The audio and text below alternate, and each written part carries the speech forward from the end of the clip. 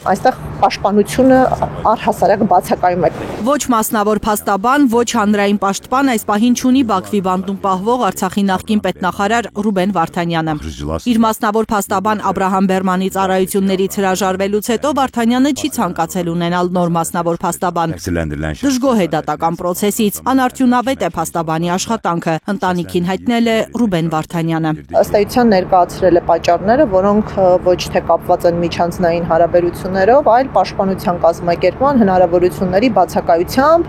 Մասնավոր փաստաբանի ներկայությունը միայն օգնել է լեգիտիմացնել բեմադրված ձևական դատավարությունները, պնդում է Միեդում հայ գերիների շահերի ներկայացուցիչը։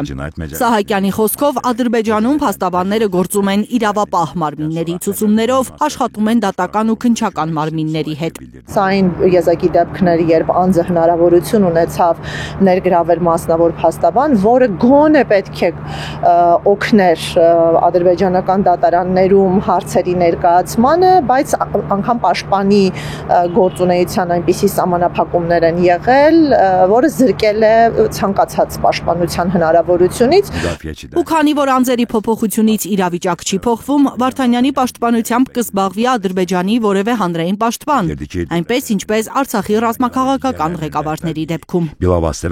Ադրբեջանական ազերթաչը շարունակում է մասնատված տեքստեր հրապարակել, իբր դրանք դատարանում հայտարարել են Բաքվի բանտերում պահվող Արցախի ռազմաքաղաքական ղեկավարները։ Ըստ պետական լրատվամիջոցի, վերջին նիստին Արցախի խորհրդարանի նախկին խոսնակ Դավիթ Իշխանյանը հայտարարել է, որ ցանկանում է 2020 թվականի տավուշյան իրադարձություններին վերաբերող տեսանյութ ներկայացնել պայմանով, որ այն նախ կդիտեն ինքն ու փաստաբանը։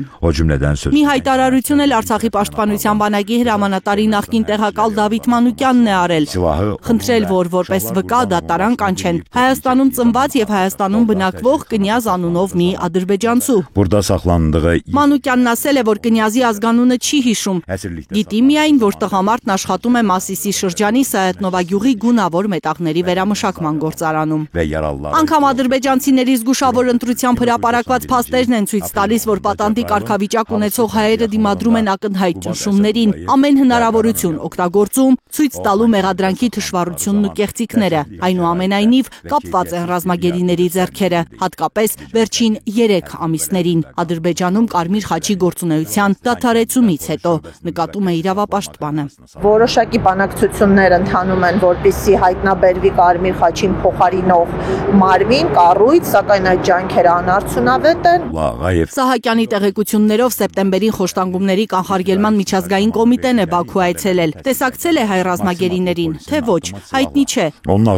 Հայ իրավապաշտպանները սպասում են նոյեմբերի 4-ին։ Այդ օրը Եվրոպական դատարանում Ադրբեջանը գերիների վիճակի, պահման պայմանների վերաբերյալ զեկույց ներկայացնելու պարտավորություն ունի։ Լիլիթ Խալաթյան, Աննա Գյուլնազարյան, Միլենա Պողոսյան, Արմեն Ապրեսյան, Հայլուր։